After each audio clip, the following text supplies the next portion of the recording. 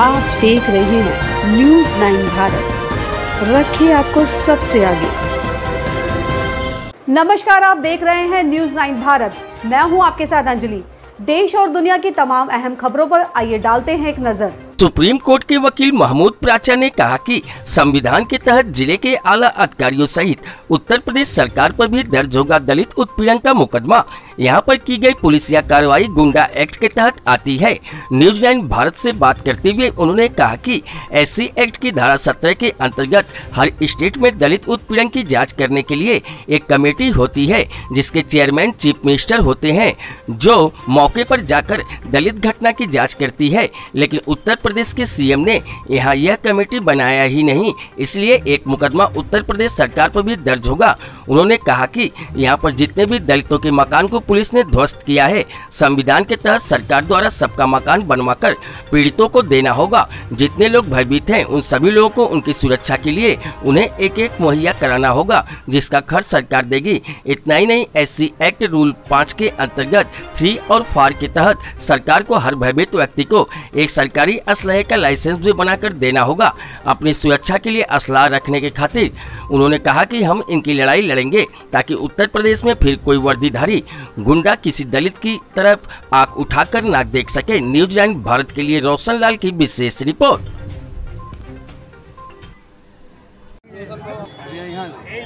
इस समय मौजूद है आजमगढ़ जिला के रौनापार थाना क्षेत्र के पलिया गांव में, जहां सुप्रीम कोर्ट के वकील महमूद प्राचा साहब आए हैं जायजा लेने। आइए हम जानते हैं कि कहां तक ये न्याय और इंसाफ दिलाने में मददगार होंगे। देखिए, जो हमने यहाँ के आके कानून की नज़र से जो हालात देखे हैं, हमें रिक्वेस्ट की गई थी यहाँ के गाँव वासियों द्वारा। डॉक्टर जगदीश प्रसाद जो कि पद्मश्री हैं और director general health services retire हुए हैं, उनसे रिक्वेस्ट की गई थी कि यहाँ पे लीगल हेल्प देने के लिए, और इस पलिया गांव में जो आतंक का माहौल बना रखा है उसके खिलाफ कानूनी कार्रवाई करने के लिए हमें दावत दी गई थी यहाँ पे आज, और हम यहाँ आए।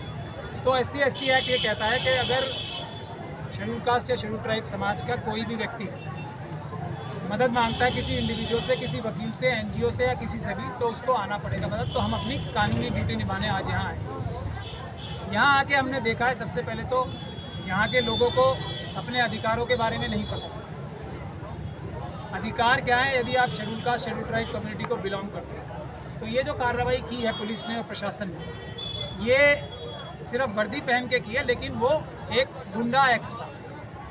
अगर गुंडा एक्ट लगना चाहिए तो उन सभी अधिकारियों पे लगना चाहिए जो पुलिस की वर्दी पहन के यहाँ पे जिन्होंने आके गुंडागर्दी की। और मैं ये कोई जज्बात में या इमोशन में या कोई भाषण देने के लिए बात नहीं कह रहा हूँ। मैं कानून की नज़र से जो कानून कहता है, जो सुप्रीम कोर्ट का कानून कहता है, जो देश की पार्लियामेंट का कानून कहता है, वो आपके सामने सीधा सीधा बताऊँ। एक तो उनके ऊपर गुंडा एक्ट लगना चाहिए और SC ST एक्ट लगना चाहिए। दूसरा, उसके बाद DM की और चीफ सेक्रेटरी साहब जो है प्रदेश के, एक मॉनिटरिंग कमेटी होती है धारा 17 में जो SC ST रूल्स है, उसका जो निगरानी कमेटी होती है उसके चीफ मिनिस्टर साहब हेड होते हैं। मुझे ये पता लगा है कि वो निगरानी कमेटी उत्तर प्रदेश में है ही नहीं। तो ये निगरानी कमेटी ना बनाना, जिसमें चीफ मिनिस्टर साहब चेयरमैन होते हैं और उनकी भी जिम्मेदारी है, चीफ सेक्रेटरी साहब की जिम्मेदारी है, होम सेक्रेटरी साहब की जिम्मेदारी है, सोशल वेलफेयर जो सोशल वेलफेयर सेक्रेटरी होते हैं वो उसके कन्वीनर होते हैं। अगर ये कमेटी नहीं बनी है तो वो अपने आप में ही एक अपराध है SC ST एक्ट के तहत।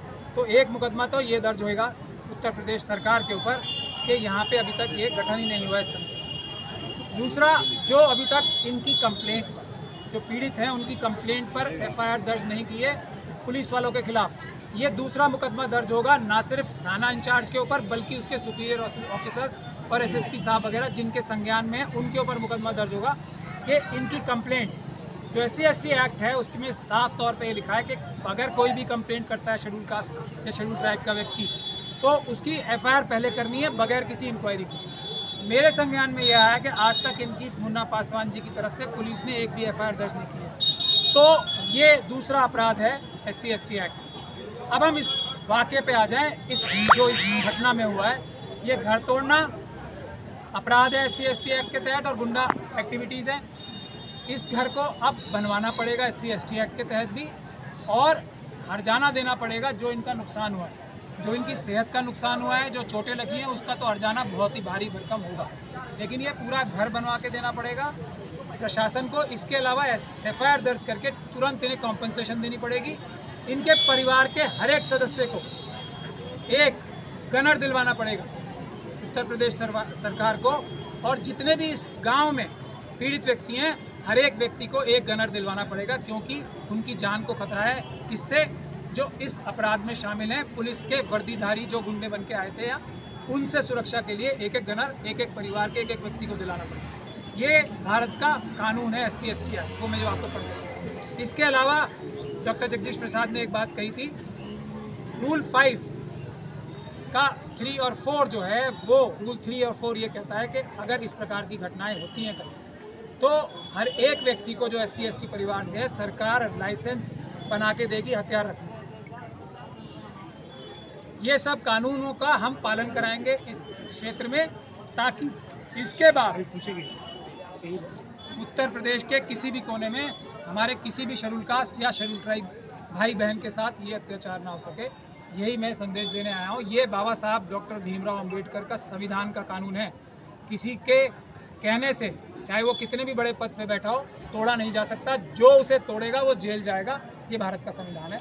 जय भीम। सुप्रीम कोर्ट के वकील महमूद प्राचा साहब जो यूपी के पीड़ितों को न्याय दिलाएंगे। न्यूज़ 9 भारत के लिए पलिया रौनापार से रोशन लाल। ऐसे ही तमाम खबरों के लिए बने रहिए हमारे साथ न्यूज़ 9 भारत पर। अब चाहूंगी इजाजत। नमस्कार।